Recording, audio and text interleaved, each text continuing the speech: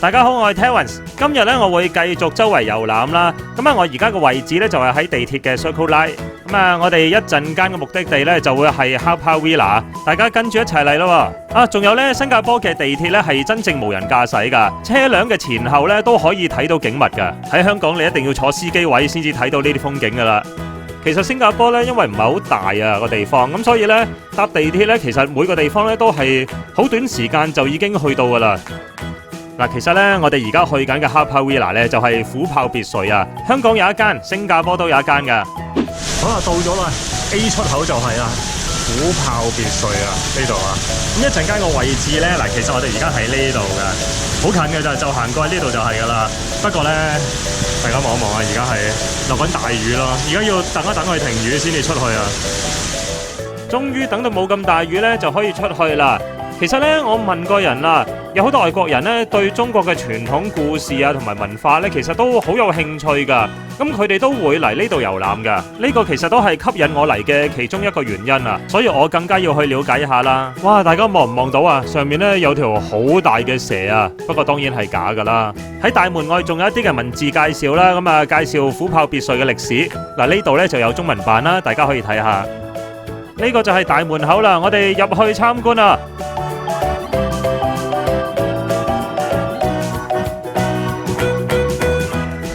行到上嚟咧，係竟然見到虎標萬金油喎！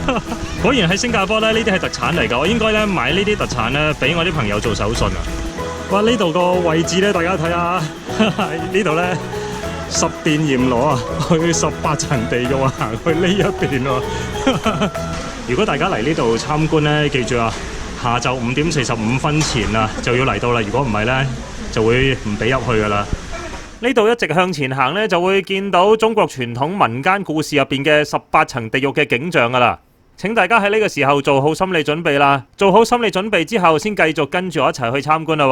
哇！驚唔驚啊？好恐怖啊！哇！好多人頭喺度啊！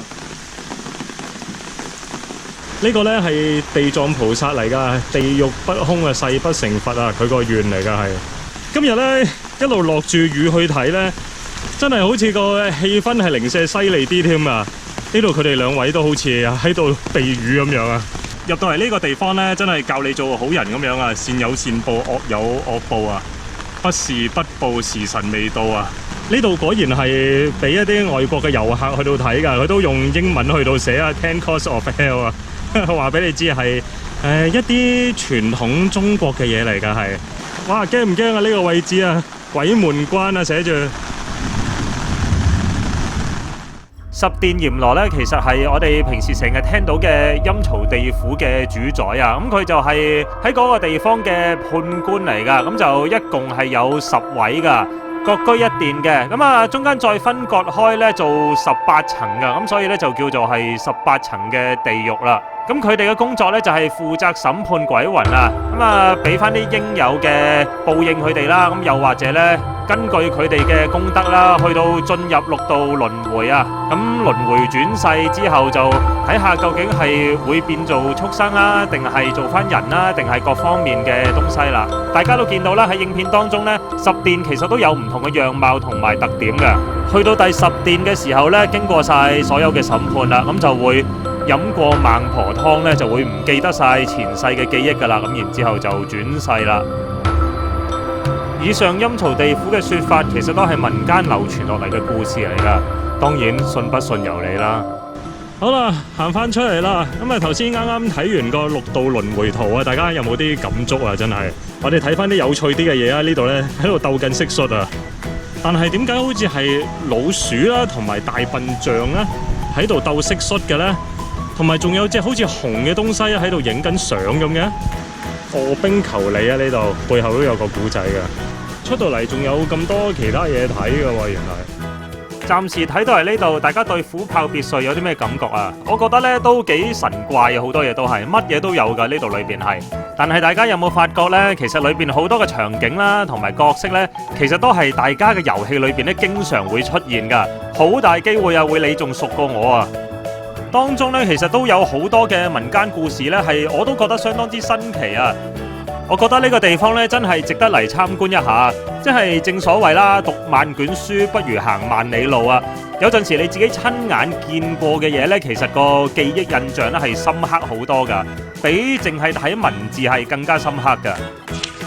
除此之外，當然呢度都有一啲為人熟悉嘅故事啦，唐三藏取西經嘅《西遊記》啦，咁啊仲有咧呢度原來我自己都唔知啊，原來蜘蛛精咧係叫做 Spider Woman 喎，英文係叫，同埋仲有展示《西遊記》裏邊經典場面孫悟空大戰紅孩兒啦，真係栩栩如生噶，真係咪話呢度絕對係一個引起閱讀興趣嘅好地方啊！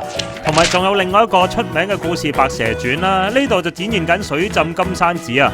大家望一望啊，其實姻緣石好多地方都有，本來就冇乜特別嘅。下一嚿石頭就刻住人逢喜事啦，咁啊之後呢，就係啲好意頭嘅說話，龍鳳呈祥啦。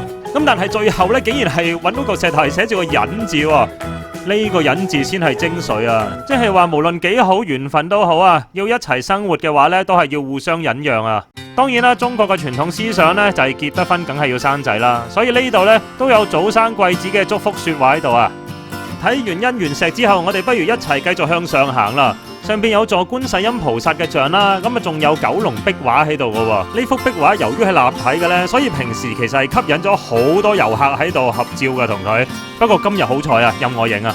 其實按地圖所示，虎豹別墅咧係有10多個區域噶，我都行咗成2個幾鐘啊，先至行晒所有地方啊。不過咧，佢有啲地方係維修緊啦，今次去唔到睇啊。好啦，剛才頭先咧帶大家去睇咗啦，都大部分嘅地方啦。咁有啲地方咧佢就維修緊啊，入唔到去啦。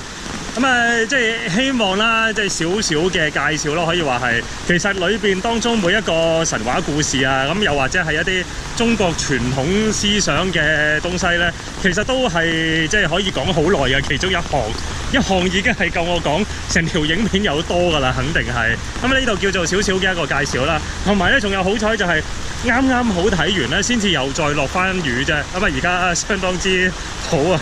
因為已經睇完晒啦。好啦，咁今日到呢度先啦。我哋呢，下一次翻到嚟啦，再繼續去第啲地方。我應該都會去第啲地方啊。再好啦，係咁先啦，拜拜。下一次我會去參觀新加坡嘅蘇丹回教堂。原來回教堂係咁靚噶，同埋我去咗食地道嘅馬拉食物。